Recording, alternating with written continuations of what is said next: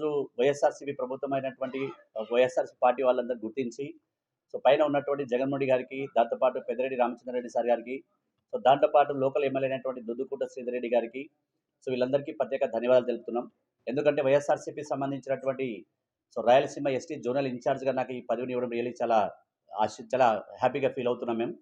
దాంతోపాటు ఈరోజు ఈ జగన్మోహన్ రెడ్డి గారికి సంబంధించినటువంటి ప్రభుత్వంలో వైఎస్ఆర్సీపీ పార్టీలో మా గిరిజనులకి చాలా మేలు జరుగుతున్నటువంటి ప్రభుత్వంగా భావిస్తున్నాం మేము. ఎందుకంటే ఇంతకుముందు ఎన్నో పాలకులు ఉన్నటువంటి ఎన్నో పార్టీలు ఉన్నటువంటి ఎవరు కూడా మా గిరిజనులకు సంబంధించి ఎవరు కూడా గుర్తించలేదు.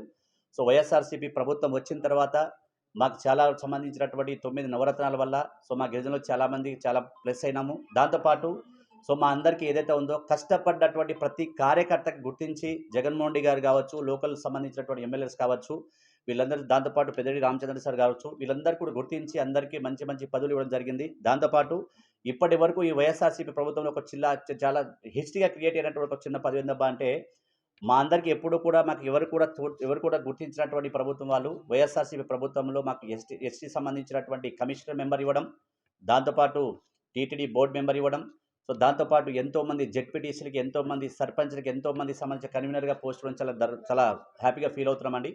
దీనికి గాను జగన్మోహన్ రెడ్డి సార్కి మరోసారి మేము ధన్యవాదాలు చెప్పుకోవడానికి ఈరోజు 27వ తారీఖు ఏదైతే ఫిబ్రవరి ఏదైతే ఉందో 2024 తొమ్మిదిన మేమందరం కూడా ఎస్టీలు అందరం కూడా సత్యసాయి జిల్లాలో ఉన్నటువంటి అందరం ఎస్టీలు ఉన్నటువంటి అందరం కూడా ఏకధాటిగా మా పార్టీలో పనిచేసే అందరూ కూడా పదవులు అనుభవించిన అందరూ కూడా ఒకసారి అందరూ కలుసుకొని మార్చి 10వ తారీఖు రోజున మేము సత్యసాయి జిల్లా సో సాయి ఆరామం పక్కన ఉన్నటువంటి ఓపెన్ గ్రౌండ్లో మేమందరం కూడా మరోసారి 7 మంది ఎమ్మెల్యేలకి, దాంతోపాటు ఒక ఎంపీని, దాంతోపాటు మరోసారి ముఖ్యమంత్రిని జగన్మోహన్ రెడ్డి సార్కి చేయడానికి మేమందరం కూడా ఏకధాటిగా ఒక పెద్ద బహిరంగ సభ ఏర్పాటు చేయడం జరుగుతుంది.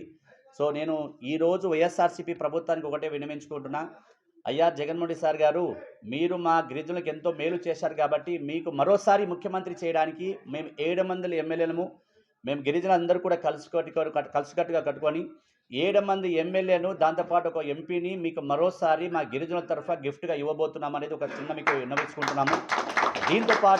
దీంతోపాటు మేము 7 మంది ఎమ్మెల్యేలు ఒక ఎంపీని గెలిపించుకున్న తర్వాత మా ఎస్టీలకు సంబంధించినటువంటి మీరు చాలా విషయాలు అందరూ కూడా మాకు న్యాయం చేశారు. కానీ ఒక చిన్న విన్నపము, సో గిరిజన ప్రాంతాల్లో ఉన్నటువంటి సో స్టేట్ సంబంధించిన యూనిట్ కోడ్గా అన్ని కూడా రాష్ట్రాలకు సంబంధించినటువంటి ఏజెన్సీ ఏరియాలు అందరూ కూడా ఎమ్మెల్యేలుగా ఇచ్చారు. కాబట్టి మా మైదాన ప్రాంతంలో 7 మంది ఎమ్మెల్యేని గెలిపించుకొని ఒక ఎంపీని గెలిపించుకున్న తర్వాత మైదాన ప్రాంతంలో ఉన్నటువంటి గిరిజనులను కూడా గుర్తించి సో రాబోయేటువంటి కాలంలో జెడ్పీ చైర్మన్లు కావచ్చు, లేదంటే ఎస్టీ కమిషనర్స్ కావచ్చు, దాంతోపాటు ఎమ్మెల్సీస్ కావచ్చు, ఇదొకటి గుర్తుపెట్టుకొని మా ఎస్టీలకు కూడా ఇంకా మీరు గుండెల్లో గూడు కట్టుకుంటారని చిన్న ఆశ చెప్తున్నాం. థ్యాంక్ యూ సో మచ్ మీ అందరికీ.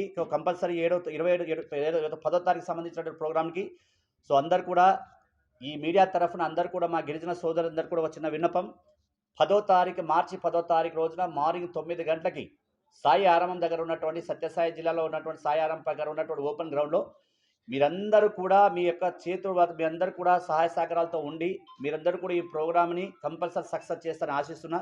ఈ సత్యసాయి జిల్లాలో ఉన్నటువంటి వాళ్ళు కావచ్చు, లేదంటే ఉమ్మడి అనంతపురం జిల్లాలో కావాలన్నటువంటి ప్రతి గిరిజన సోదరుడికి, అక్క చెల్లెలకి, అన్నదమ్ములందరికీ పేరు పేరున మీ అందరికీ 10వ తారీఖు సంబంధించిన ప్రోగ్రామ్కి మనం అందరూ కూడా కలిసికట్టుగా ఉండి ప్రోగ్రామ్ హైలైట్ చేసుకొని మరోసారి ప్రోగ్రామ్ సక్సెస్ చేసి మరోసారి మన జగన్మోహన్ రెడ్డి గారికి, దాంతోపాటు 7 మంది ఎమ్మెల్యేకి ఒక ఎంపీగా మనం అందరూ కూడా గిఫ్ట్ ఇవ్వాల్సి కోరుతున్నాం. ధన్యవాదాలు. థ్యాంక్ యూ అండి.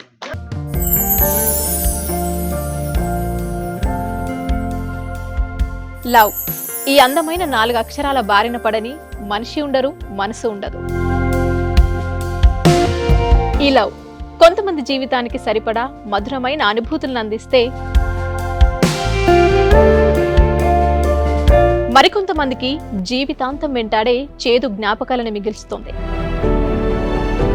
లైలా మజ్ను, పార్వతీ దేవదాస్, ఈ 2 కథల్లో మజ్ను లైలా ప్రేమ కోసం ఎంత పరితపించాడో విన్నాం. దేవదాస్ పార్వతీ ప్రేమ కోసం ఎంత పిచ్చోడయ్యాడో చూసాం. కానీ లైలా మజ్ను ప్రేమ కోసం ఎంత ఆరాటపడిందో మనం ఆలోచించలేదు. దేవదాసు దూరమయ్యాక పార్వతీ పరిస్థితి ఏంటో మనం అర్థం చేసుకోలేదు.